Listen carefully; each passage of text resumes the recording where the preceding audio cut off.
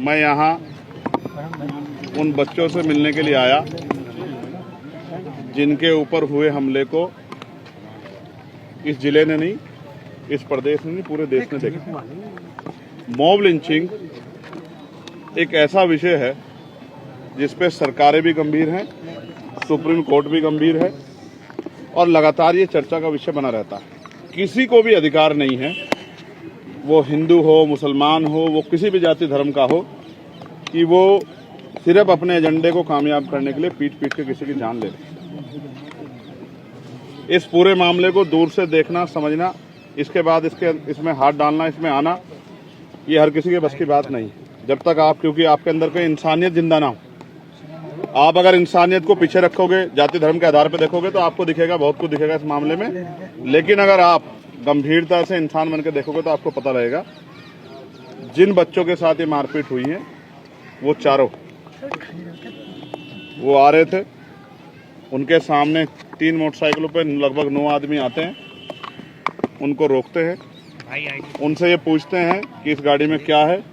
वो ये बताते हैं कि इसमें मीट है। वो कहते हैं इसके आपके पास कागज है। वो कागज उनको दिखाते हैं। जब वो कागज दिखा देते हैं, जो लीगल है काम, आप समझते हैं, नशा भी बिकता है, शराब भी बिकती है, दुकानों बिकती है, नहीं बिकती है, जो लीगल है काम, जो इसका जिसके पैमाने सरकार ने बनाया, उसको कोई नहीं रोक सकता है। उन्होंने पर्ची दिखाई, उन्होंने अपने कागज दिखाए। उसके बाद उन लड़कों ने कहा कि आप रुक जाओ। उन्होंने कहा हम चले जाएं कि नहीं, अभी हमारे साथी आ रहे हैं। और जब वो साथी उनके आए, उन्होंने इनको पीटना शुरू कर दिया। जिस तरह जानवरों को मारते उस तरह मारा। मैंने सर देखे, एक एक को 50-50 से ज्यादा टाके आए हुए हैं। शरीर का कोई हिस्सा ऐसा नहीं है जिस पर जख्म ना हो। कानों से आवाज नहीं आ रही है, सर में ब्लड जम गया है, ब्लीडिंग हुई है, माइंड में हड्डियां टूटी हैं, एक्सरे इस बात का गवाह है। ये सब चीजें होने के बाद अपनी जान बचाने के लिए, अगर कोई आदमी अपराध करता है तो अपनी जान बचाने के लिए कोई तो रास्ता इख्तियार करता है। भाई पुलिस जांच करे, दूध का दूध, पानी का पानी करे। जांच नहीं की, कुछ नहीं की। आनन फानन में जिन्होंने ये घटना की, ये मर ना जाए इसलिए मुकदमे लिख दिए और बाद में इनके खिलाफ भी क्रॉस FIR कर दी। वो पेशेंटों को पुलिस ही लेके आई, उनको यहाँ पीड़ितों को, उनका नाम भी जान सब, फिर अज्ञात में FIR इसलिए की क्योंकि यहाँ के नेताओं का दबाव है कि इस मामले में क्रॉस FIR करो जिससे इसमें फैसला हो जाए। वो इस हालत में नहीं है कि वो उनको डिस्चार्ज किया जाए, लेकिन कई जानकारी ऐसी मिलती है कि उस तरह का सहयोग डॉक्टरों का नहीं मिल रहा है जो मिलना चाहिए। मैं यहाँ के डॉक्टरों से हाथ जोड़ के आग्रह करता हूँ, उनकी जान बचाओ। क्या हुआ है, वो क्या कर रहे थे, कहाँ से आए थे, कैसे आए थे, इसका सबसे बड़ा उदाहरण तो यही होगा ना कि वही अपने मुंह से सारी बात बता दे, वही कोर्ट में खड़े होकर बताएं, वही पुलिस को बताएं, वही जज साहब के सामने अपनी बात रखें। तो उनकी जान की सुरक्षा करना अभी बहुत जरूरी है। मैं यहाँ और मैं बहुत जिम्मेदारी से कह रहा हूँ।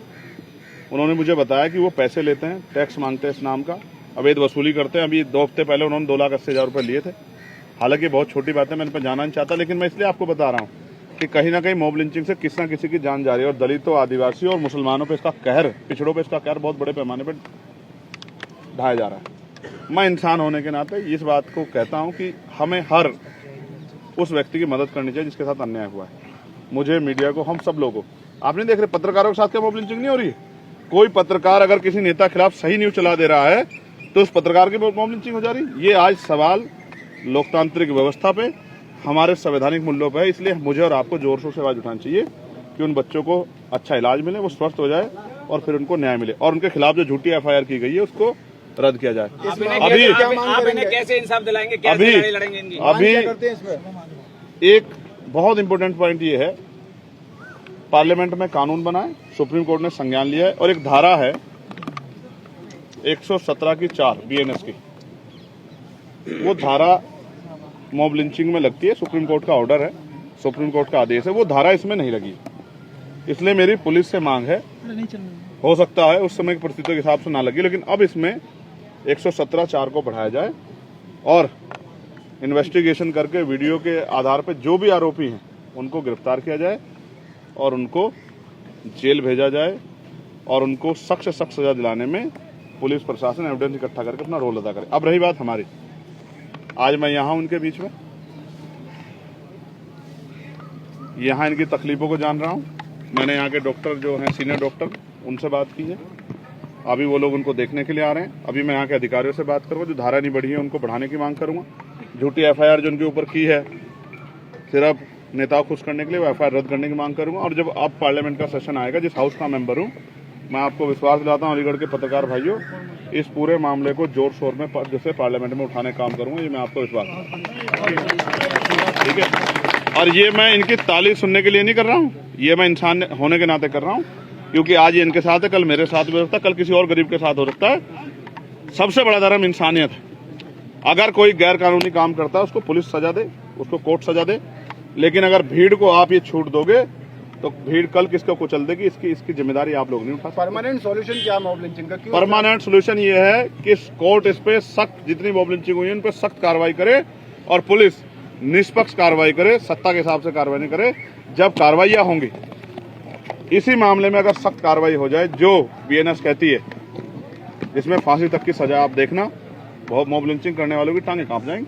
पुलिस से कार्रवाई की मांग कर रहे हैं, जबकि घायलों का आरोप है कि पुलिस मौजूद थी और उनके साथ मारपीट हो रही थी। देखो भाई, पुलिस सरकार की होती है, स्टेट पुलिस है, स्टेट के अधीन है, एडमिनिस्ट्रेशन स्टेट के अधीन है।